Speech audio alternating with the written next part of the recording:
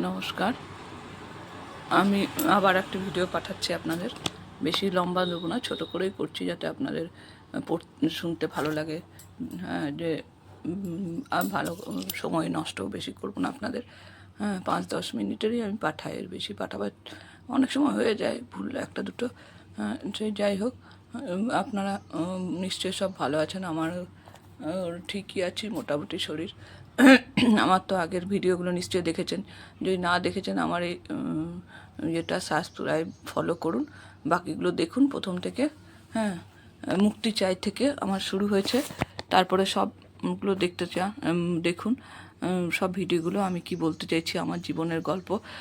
সবগুলোই আমার জীবন সঙ্গে, সব ভিডিওর সঙ্গে ছোট ছোট ঘটনা, পাড়া প্রতিবেশী এদিক ওদিক যা জানা আমার, তার অনুযায়ী আপনাদের পাঠাচ্ছি। সেইগুলো দেখে আপনারা আপনাদের মতামত জানান।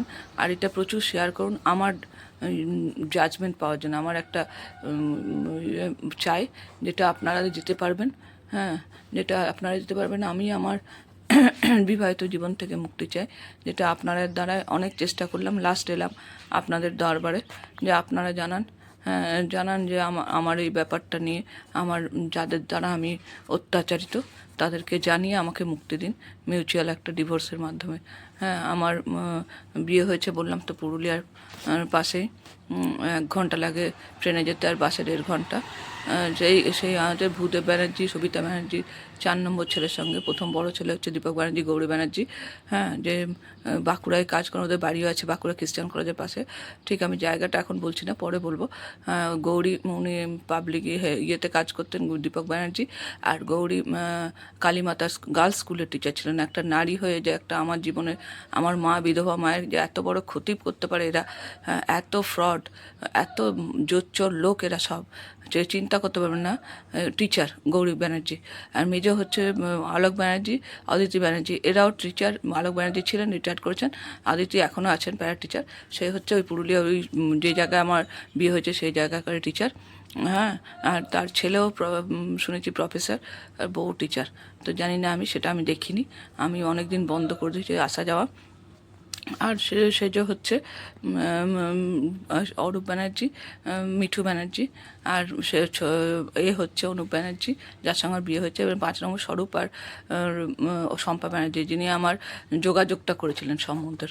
হ্যাঁ, মানে এত অবস্থা এদের, মানে চিন্তা করতে পারেন না, এত ঠক জোচ্চোর, কিচ্ছু বলেনি। আমরা সব বলে কয়ে বিয়ে করেছিলাম। টাকা চেয়েছিল, তাও দিয়েছি। হ্যাঁ, তারপর বাকিগুলো দেখুন, আমি একটা একটা তো বলেই যাচ্ছি। আগের ভিডিওগুলো দেখুন, অনেক ঘটনাই বলেছি আপনাদের। হ্যাঁ, আজ একটু আমার সঙ্গেও দেখবো, আমার বড় পিসিরও অনেক মিল আছে অনেকটাই।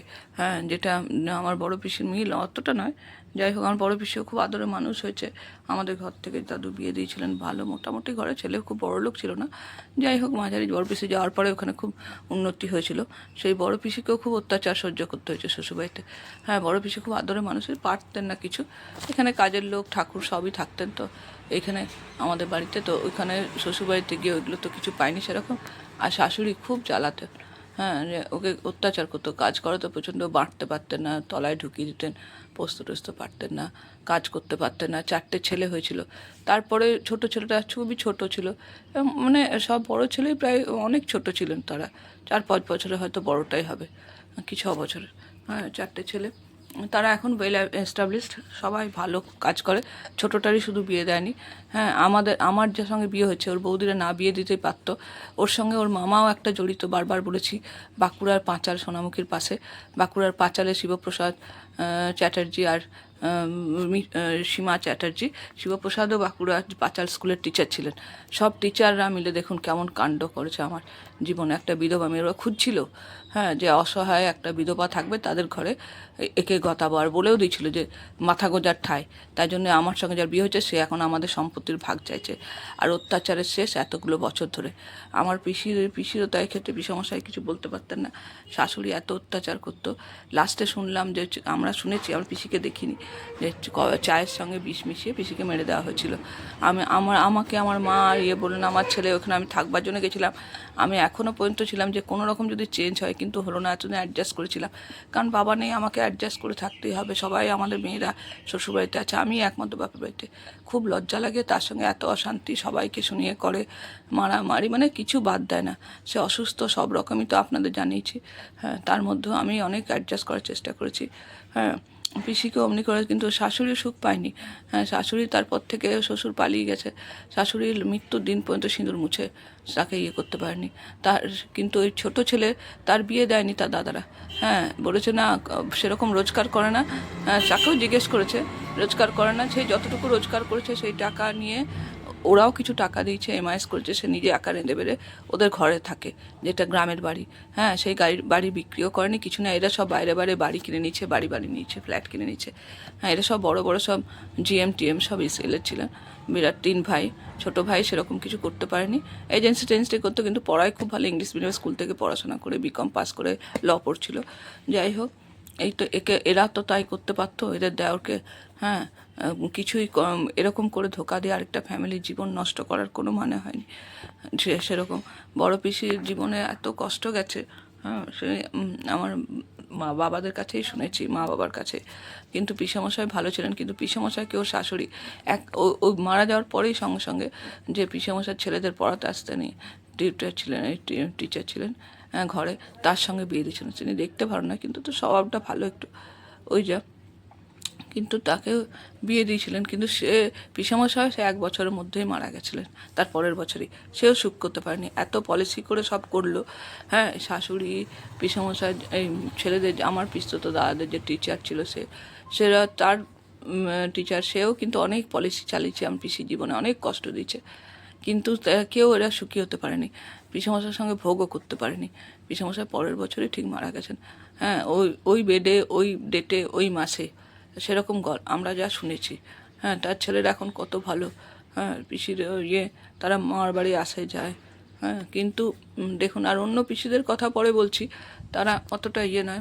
বাবারা বিয়ে দিয়েছে, মেজো পিসিও, দাদু বিয়ে দিয়ে গেছেন, মেজো পিসিও খুব ভালো ছিলেন। হ্যাঁ, মারা গেছেন উনি, কিন্তু আরও 2 পিসি কাছে থাকতেও আসতো না, ভালো ভালো ঘরে বিয়ে দিয়েছিল বাবারা। হ্যাঁ, আরেকজন পিসি মারা গেলেন, তো যাই হোক কাছেই থাকে ওরা, কিন্তু ওরা আসতো না। বাবা খুব দুঃখ পেত যে এত টাকা খরচা করে মায়েদের গয়না খুলে বিয়ে দিয়েছে, কিন্তু 1 টাকা খরচা করে আমাদের দেখতে আসতে পারে না। হ্যাঁ, কিন্তু বড়দাকে তারা একটু তেল মারতো, বড়দা যেত, চাপলুসি করতো, নানা রকম আজে বাজে নিন্দাবান্দা করতো। কিন্তু মেজদাকেও বলতো আমার বাবাকে, আমার বাবা মেজদা ছিল, যে তুমিও এসো, তুমিও নিন্দাবান্দা করো। বাবা বলতো, না, আমার দরকার নেই, তোরা আয় একবার করে। আমার ঠাকুমা পছন্দ করতো না মেয়েদের বাড়ি যাওয়া বেশি, তাদের সংসারে করা।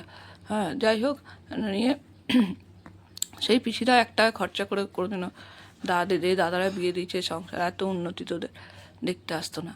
যাই হোক, আমার জীবনের এত বড় একটা হ্যাঁ, আপনারা দেখুন, আমি আরও পরে পরে বলবো। হ্যাঁ, যে মানে কীরকম আমার চলছে দিন। ধন্যবাদ, দেখুন, শেয়ার করুন, মতামত জানান। আমি আরও ভিডিও আপনাকে পাঠাবো, আরেকটা ভিডিও এখনই করব, 2টো ভিডিও আজ পোস্ট করব।